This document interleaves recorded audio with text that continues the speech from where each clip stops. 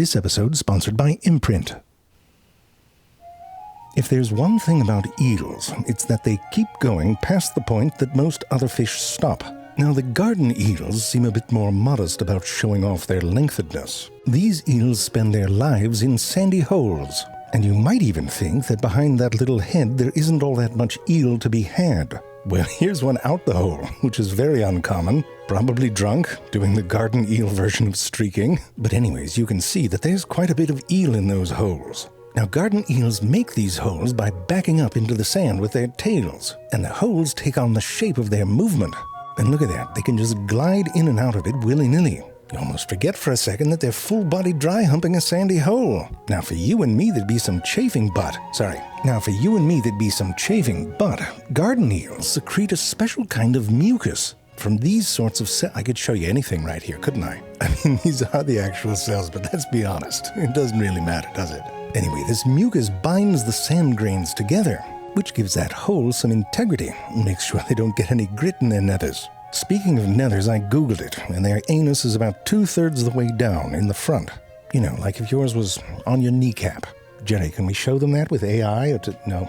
Anyway, to do their business, they gotta come out the hole at least that far. But most of the time, they just sort of hang out like this. What they're doing is waiting for some crap to float by that they can eat, like plankton, like an underwater sushi conveyor belt. Now, when the water's still, it's a bit of a pain in the ass. Not much floats by, and your hunting's restricted to a small circle around your hole. And fish that eat the same food are just zipping around, laughing it up. How's dinner, you eel f***?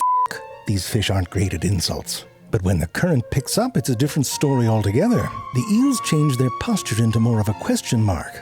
They get lower, but still within the range that all that food is whipping by. All of this reduces the drag on their bodies, and this allows them to eat quite well in conditions where short fish are like umbrellas in a windstorm. F*** those guys. You can see that these garden eels live in like little suburban developments.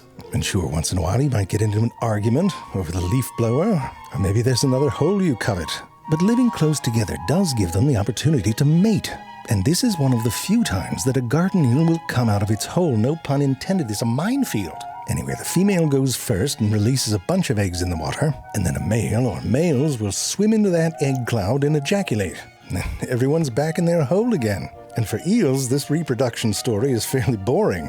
Take this ribbon eel here, for example. Now, ribbon eels are a type of moray eel that also like to spend most of their lives in holes. The ribbon eel's anus is about 2/3 the way down its body, in the front. So if that was on you and you touched your toes, for example, you'd be face-to-face, well, not face-to-face, but you get it. Because this one's all black with that racing stripe, you can tell it's a juvenile. I can also tell that it's male. You know how? Because every single ribbon eel is born a male. As they grow into adulthood, they change into this lovely blue and yellow. Now, unlike garden eels, these eels don't mind buddying up. This older gentleman here, for example, is sharing his hole with a juvenile. Now, there's a whole bunch of reasons why it can happen, but at some point, some adult males turn into females. And when they do that, they change color again to all yellow. Pretty cool, right? Get to see what that's like. Steep price, though, because they immediately mate, lay eggs, and then die, all within about a month. Now, you might have already noticed a couple other things about ribbon eels. One, they've got some shit sticking out their face. And two, their hunting skills seem a bit off. Like, it's right there, right in front of you. Now, these two things are related. In general, moray eels, which are nocturnal hunters, have poor eyesight. Ribbon eels are no exception and are almost blind, but they do have an incredible sense of smell and some seriously tricked-out nostrils. Those leaf-like extensions can sense minute vibrations, and those little sticky-outy barbels underneath its jaw are sensitive to touch and chemical signals. And the ribbon eel uses all these to be an ambush hunter. I think it stretches the notion of what an ambush is, but this is an excellent way to weed out the dumbest fish. But in general, despite their poor eyesight, most types of moray eels are excellent hunters. And this has not escaped the attention of the grouper fish. Groupers will often seek out moray eels. If it's daytime, they'll try and wake them up. And then the grouper does this little head shake, which seems to translate to a request for a hunting playdate. And then they go off together, looking all laurel and hardy. The grouper has the eyesight and is the stocky muscle of the operation, but sometimes a bit too stocky to get into the holes and crevices where food might be hiding. So when the grouper finds something that it can't get to, it does a little signal, bounces up and down like a power-up in a video game. And that tells the moray eel where to go to flush something out. Now when a moray catches a fish, it does have to figure out how to eat it without cutlery or a plate to push against, sort of like the sushi version of bobbing for apples. To get a bit of leverage, the moray can use its length. They can tie themselves in knots. Some pretty classic ones too, like the figure 8. And this allows them to wrap around things or change their width to pull and push against a surface. And you can see if two eels fight, it's hard to tell who's a winning and who's a not. But let me tell you, some of the things that they like to eat, like octopus for example, don't exactly go down easy without a fight. Now to help with that, it has a second set of jaws inside of its throat. Think demon-possessed tonsils. These pharyngeal jaws help to grab onto food and pull it further into the tum-tums. Now this is particularly helpful for certain types of morays that hunt out of the water, where suction-style swallowing won't work. This one's going after a crab. As if crabs don't have a hard enough time with the f***ing seagulls. Run away! But here, you can see that once that moray gets a hold on that piece of food, it gets pulled back into the throat like there's a little hand back there. Now to the pelican eel, this second set of jaws business is child's play. Listen, there are times for being long like an eel do, but when I learn, especially new things, I want it short and to the point. Look at this, a beautiful illustrated series on the physics of a falling cat. This is what Imprint does best. Imprint is a new way to be exposed to concepts in psychology, philosophy, the science of happiness, technology, and much more. All in bite-sized lessons that just take a few minutes to complete. You can turn your look at your phone every 10 seconds habit into a bite-sized everyday learning habit that you can feel good about. I got sucked into a philosophy course about Aristotle's Poetics. Turns out Plato could be a bit of a downer.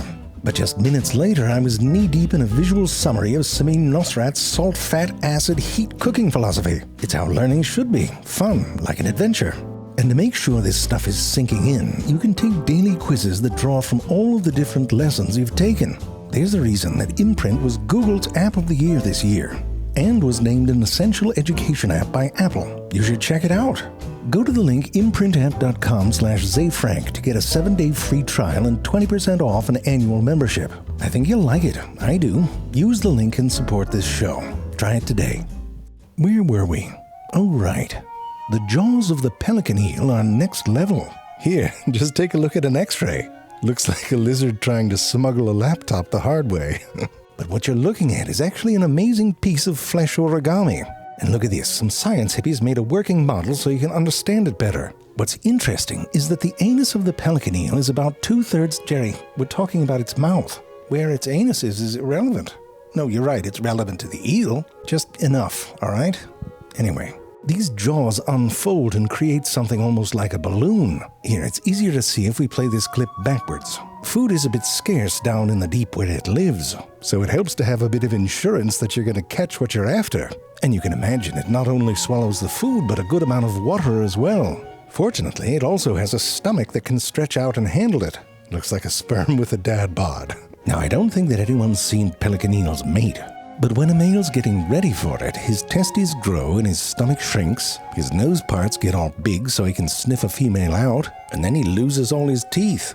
And it's not for foreplay. With a mouth like that, you'd swallow your partner whole. Jerry, this is dirty. Anyway, it's a whole body investment into mating. And once they do it, they die. It's hardcore. But listen, freshwater eels take this to a whole nother level. I'm not talking about electric eels. Those aren't eels. I'm talking about eels in the genus Anguilla, like the European eel or the American eel. They spend most of their lives happily without reproductive organs. Then one day they get the gonads, and that's where the trouble starts. Their whole body changes. Their eyes get bigger, they start eating a lot and get all muscular, and then they stop eating and it's time to head downriver. And this isn't like casual tubing with some cans of Bud Light. I mean, they have to get past hydroelectric dams. It's a whole thing. Sometimes they have to shut the dams off. Some have special turbines to allow eels of a special size to pass through. Did you see it? Anyway, if they get past all that and down to the ocean, the real shit starts. The undulating way they move is incredibly efficient, pushing vortex rings off to the side instead of behind them. And this allows them to swim very far without eating. Because what they want to do with some privacy. But of course the science hippies followed them. Just want to see where you're having sex. would normally be called stalking, but in this case research, turns out that the European eels and the American eels go to different places in the Sargasso Sea. So for some of them, it's like 3,000 miles. Now when they get there, they're exhausted, so exhausted that they're about to die. But first they have an orgy. Now I don't think anyone's seen it in the wild, but here's what it looks like in a tank. The smaller males get all rubby around the female's urogenital opening, and then they release their sperm nearby, sort of like this, but there's a bunch of eels. Here's some other eels doing their spawning thing so you get a sense of it. It kind of looks like, you know how people say your life flashes before your eyes? That, but like for a porn star. Anyway, then all the parents die, leaving a whole bunch of babies of river eels in the middle of the f***ing ocean. Negligent. The eggs hatch into these little larvae called leptocephali, which sort of look like fish roadkill, if that were a thing. Anyway, this is how all eels start, and some fish, so there's lots of different kinds. They have to fend for themselves, eating soft food with modified mouth parts. These things are really small. This gives you an idea of how much they have left to grow. But as they get bigger, you can start to see them swim. And what's cool is they sometimes curl up and take the shape of other things. To avoid predators or just have fun, we don't know. Ocean currents eventually bring those river eels close to shorelines. The larvae then go through a transformation into what are called glass eels. Still see-through, but now much more eel-like. They don't necessarily return to the same rivers as their parents, but they do seem sensitive to Earth's magnetic field. Might help with general directions. Once these eels reach estuaries at the mouths of rivers, all they have to do is go upstream. And they're good at it too. They can climb. They can even leave the water for a while if they have to. I mean, this is the sort of thing you can accomplish as a teenager if you're not distracted by reproductive organs. I'll tell you, if we grew ours late, we'd be on Mars by now. But no, I was hanging out in front of tapes and such at Crossgates Mall. There's a spawning ground for you. I mean, the Sargasso Sea doesn't have an orange Julius, I'll tell you that. Or a Wetzel's pretzel, which is the name of an eel sex position, by the way. It's a Wetzel pretzel.